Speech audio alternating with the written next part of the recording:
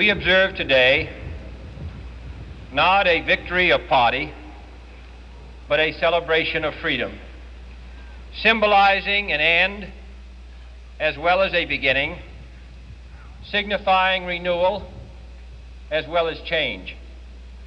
For I have sworn before you and Almighty God the same solemn oath our forebears prescribed nearly a century and 3/4 ago.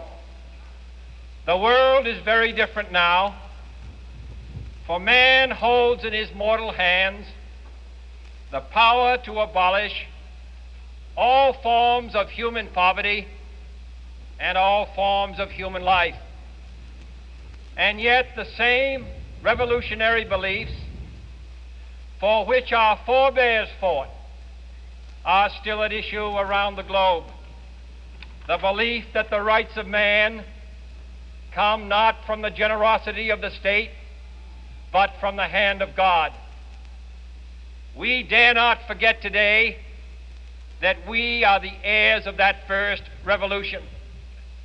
Let the word go forth from this time and place to friend and foe alike that the torch has been passed to a new generation of Americans born in this century, tempered by war, disciplined by a hard and bitter peace, proud of our ancient heritage, and unwilling to witness or permit the slow undoing of those human rights to which this nation has always been committed and to which we are committed today at home and around the world.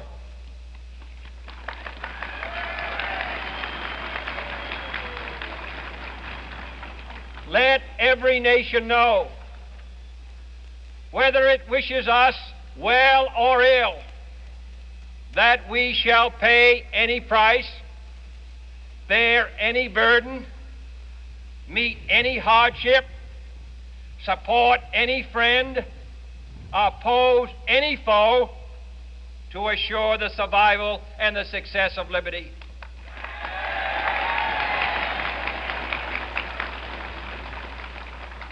This much we pledge and more. To those old allies whose cultural and spiritual origins we share, we pledge the loyalty of faithful friends. United, there is little we cannot do in a host of cooperative ventures. Divided, there is little we can do, for we dare not meet a powerful challenge at odds and split asunder.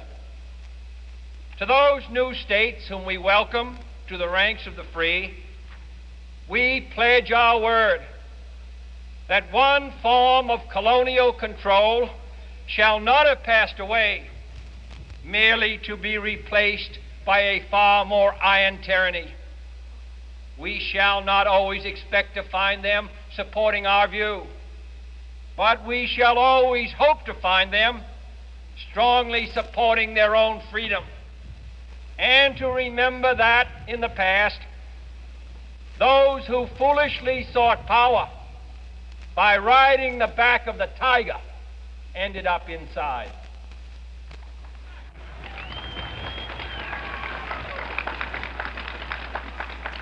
To those people in the huts and villages of half the globe struggling to break the bonds of mass misery, we pledge our best efforts to help them help themselves for whatever period is required, not because the communists may be doing it, not because we seek their votes, but because it is right. If a free society cannot help the many who are poor, it cannot save the few who are rich.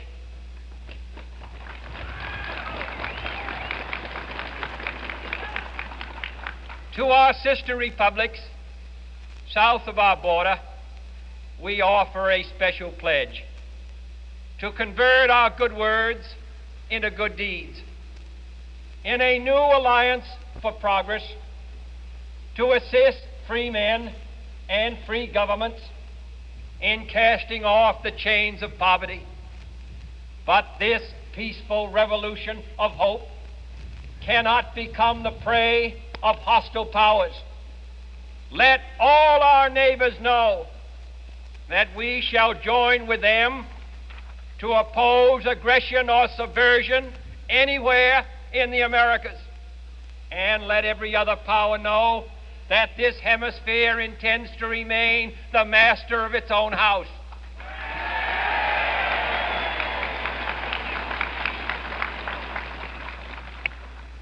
To that world assembly of sovereign states, the United Nations, our last best hope, in an age where the instruments of war have far outpaced the instruments of peace, we renew our pledge of support to prevent it from becoming merely a forum for invective, to strengthen its shield of the new and the weak, and to enlarge the area in which its writ may run.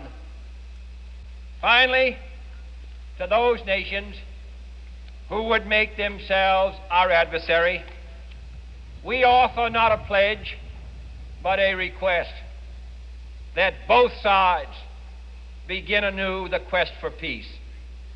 Before the dark powers of destruction, unleashed by science, engulf all humanity in planned or accidental self-destruction, we dare not tempt them with weakness, for only when our arms are sufficient beyond doubt can we be certain beyond doubt that they will never be employed. But neither can two great and powerful groups of nations take comfort from our present course, both sides overburdened by the cost of modern weapons, both rightly alarmed by the steady spread of the deadly atom, yet both racing to alter that uncertain balance of terror that stays the hand of mankind's final war.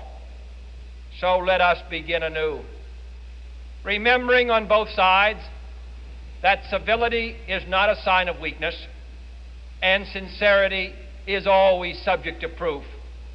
Let us never negotiate out of fear, but let us never fear to negotiate.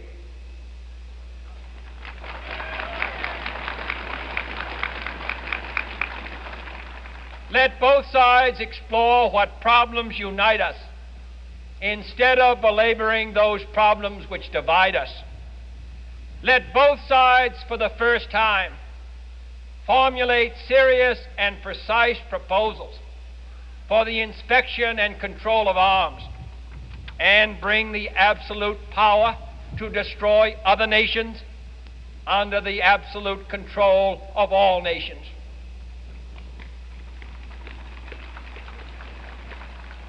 Let both sides seek to invoke the wonders of science instead of its terrors. Together, let us explore the stars, conquer the deserts, eradicate disease, tap the ocean depths, and encourage the arts and commerce. Let both sides unite to heed in all corners of the earth the command of Isaiah to undo the heavy burdens and let the oppressed go free. And if a beachhead of cooperation may push back the jungle of suspicion, let both sides join in creating a new endeavor, not a new balance of power, but a new world of law, where the strong are just and the weak secure and the peace preserved. All this will not be finished in the first 100 days, nor will it be finished in the first 1,000 days, nor in the life of this administration, nor even perhaps in our lifetime on this planet. But let us begin.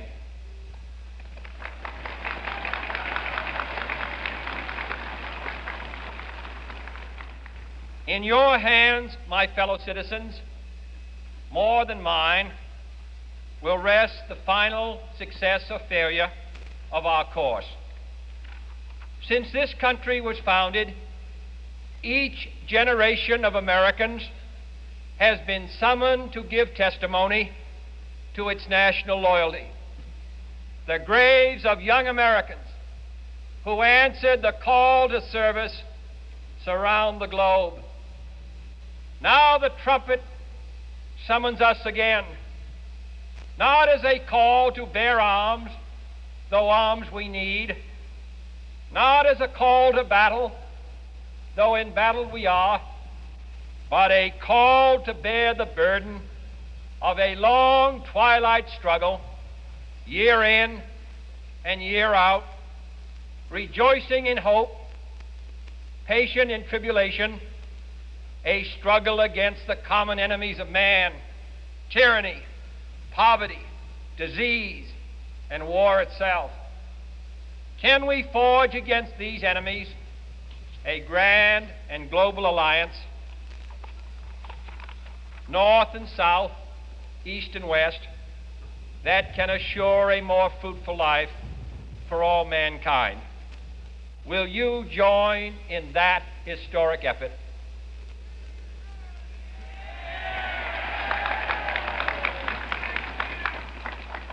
In the long history of the world, only a few generations have been granted the role of defending freedom in its hour of maximum danger. I do not shrink from this responsibility. I welcome it.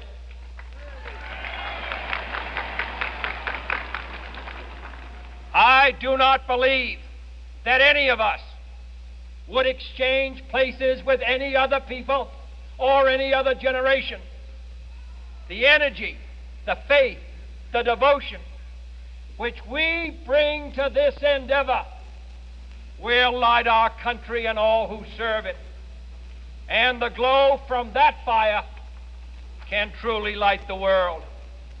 And so, my fellow Americans, ask not what your country can do for you, ask what you can do for your country.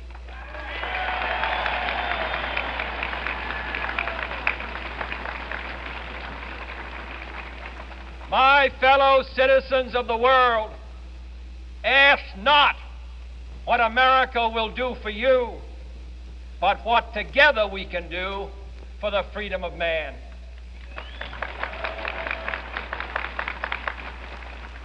Finally, whether you are citizens of America or citizens of the world, ask of us here the same high standards of strength and sacrifice which we ask of you. With a good conscience, our only sure reward, with history the final judge of our deeds, let us go forth to lead the land we love, asking His blessing and His help, but knowing that here on earth, God's work must truly be our own.